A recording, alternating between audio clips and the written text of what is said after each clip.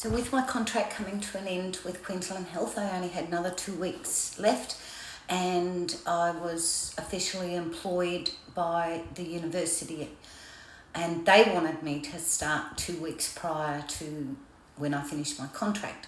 So I negotiated a deal, because we're all in the same building, that I would do part-time with Queensland Health and part-time with the uni. So I do 4 hours Queensland Health, 4 hours uni, and that went on for 2 weeks until I actually finished my contract. Within the negotiations of working for the university, I negotiated that I would only work 4 days a week, in which was good. I didn't need to do the 5 days. I achieved within the position what I needed to get done. Yes, all the other student coordinators were all on 5 days a week, but I only did 4. But if it was an exam week, or if there was a meeting on my day off or something, I would work that extra day, which wasn't a problem for them. And also with working full-time with them now, I actually quit the Weight Watchers position. I couldn't do that on a Tuesday anymore, and I didn't want to go and do it on a Saturday. And the bookkeeping job I kept for a little while, but then I cancelled that and just concentrated on the uni, because I had so much to learn within a very short amount of time, and I had to hit the ground running when I got there. Time doesn't stop. As I progressed through the university and I learnt the position and I got a grasp on it and that, and now that I'd quit the other jobs, I was getting a little bit bored. I was looking for a project. So I purchased a house in Maryborough to renovate on my weekends and days off. Oh my God, there's no stopping me. Why do I do these silly things? I didn't think it was going to take me as long as what it did, but it took me a few months to get it done. Now, when I purchased the property, I thought that the family would get all involved. You know, my husband had come down and helped me. My son-in-law did come down and help me. He was a tiler, so he taught me how to tile, and he tiled. And my daughter, she was never interested in these things, but she'd come down and visit me. And I'd take my granddaughter down there every weekend, and my granddaughter used to ring her poppy, my husband, and she'd say, "Nan's making me live like a rat." We're sleeping on the floor, because her and I'd go camping down there every weekend, so I could do this house and I wouldn't have to go home. Oh, she hated it. She told me I was wasting her life away. She was funny.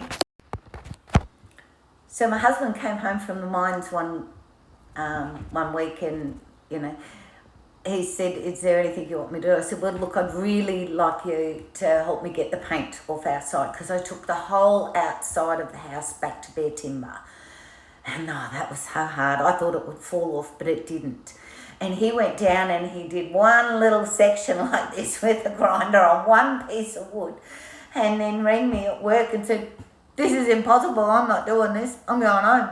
So he went home and left it. And it was very hard. So in the end, which was my plumber, he put me onto this, a little burner. So I actually burnt it, scraped it, sanded it, and then painted it again. So it went back to bare timber. It was a lot of work all the way around this outside of this house, all by myself. But I pulled the kitchen out, I pulled the bathroom out, I pulled the laundry out, I put all new ones in, I had the floor all sanded and everything. It looked really good when I finished, and then I rented it out. But the day I went down to buy it, and the real estate agent who was selling it, and my daughter was there with me because she's the negotiator of the family, and my daughter said to the salesman, "Oh, Mum wants a project. She wants to renovate." And because I'm all dressed up, I'd left work and come down and have a look and whatever. And he looked at me and thought, "Oh, yeah, right, we'll see this." Anyway, I got the same real estate agent back in to see about rental and how much it would be now valued. And he walked in the door and he looked around and he goes, you do really know what you're doing, don't you? He said, you've done a fantastic job on this little house. And I was quite proud of it. It hurt my body. It really hurt my body. I destroyed my arm. So the house got finished. I had a little renovating party. When it was finished, I invited the students down. Some of the students came down. Well, actually, I think all the students came down. My supervisor came down. The head of school came down. And we all had a big party to celebrate that this thing was finally finished. In the midst of all this happening, the renovations of this house and my jobs and everything, my husband turned 50 and he didn't want a party. But I decided to give him a surprise party, and I wasn't real sure how he was quite going to accept it, but anyway, he did. I got his best mate from New South Wales came up to Queensland. Him and his partner came up for a few days, and a few of the men in the area that he'd got to know and were mates, and obviously wives and kids and everybody all came, and I put on this surprise party, and he did love it. He did appreciate it, which was good. But anyway, the men were all down in the shed, sitting around drinking and whatever. Us ladies were up in the house, and the kids were in the lagoon or the pool or wherever they were. I can't remember. And I just happened to walk down to the shed to let them know that, you know, we were going to have dinner soon or whatever.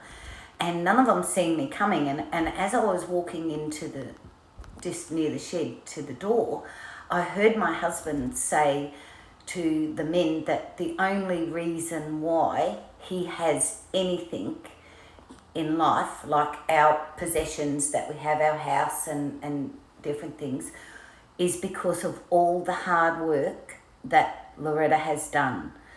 She has been the driving force behind everything. She has done all the financial things. She has got us to where we are today, in which that just took my breath away that he could openly say that. And I felt really good, and I really appreciated him saying that. I thought that was a lovely gesture.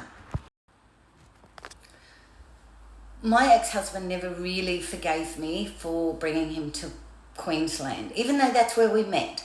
He never forgave me. He wasn't happy about, yes, leaving his mum and dad down there, and they were getting older, but they had a lot of other family around him, and we were only a few hours away if something went wrong. And it did go wrong. His father passed away while we were up here, and my daughter was working at Hooley's, Houlihan's Irish Restaurant and Bar, and her boss, who owned Hooley's, but he also owned the real estate agency that she worked at, said to her, why do you waste your time working at Hooley's of a night time? And she said, I just love Hooley's. And he said, well, you should buy it from me. And she said, all right, I'll give you $50 for it. And he said, no, come on in the office, we'll have a talk. So they had a bit of a talk because she really wanted to buy Hooley's. And after their talk, he said to her, you best go home and talk to your mother. Well, she did. And she asked me, how do I feel about buying Hooley's? And I went, oh, gee, Dad and your husband will just drink all the profits. I said, that's not good. But anyway, I thought about it, and my husband was away at the time, and I rang him and said, how do you feel about us buying Hooley's? And he said, oh, we'll talk about it when you get home. And I went, okay then. So a few days went past, and then he was at home.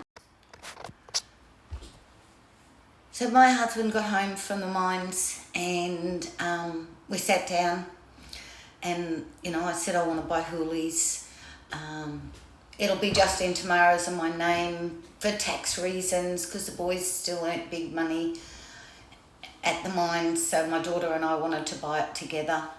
And he said, oh, you can buy Hooley's if you like. He said, but I don't want anything to do with it. I want a camping trailer. And I said, yeah, righto. You can have a camping trailer. My husband's dream in New South Wales was to own one of the pubs in his town. And I wouldn't do it because I knew that I would just be work around the clock. We had Jamie, who was little at that stage, and I didn't want to bring her up in a pub.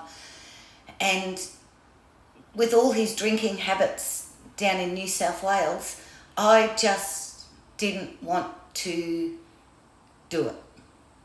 So he resented me buying Hoolies because I wouldn't do it with him in New South Wales. But I still thought that he would pick it up and run with it. He would make a really good publican. And I thought that of my daughter's husband too, because he was a big drinker as well. And that they were full of life and they would both have a lot of fun. But that wasn't the case, unfortunately. Before I go any real further with the university life and purchasing Hoolies and my ex-husband, because we're coming to the end of a chapter of our life now, I'm going to really finish off with him. They are all intertwined in together, but I'm going to finish off really with our life together and how the beautiful years of our life that we had all of a sudden were over and came to an end.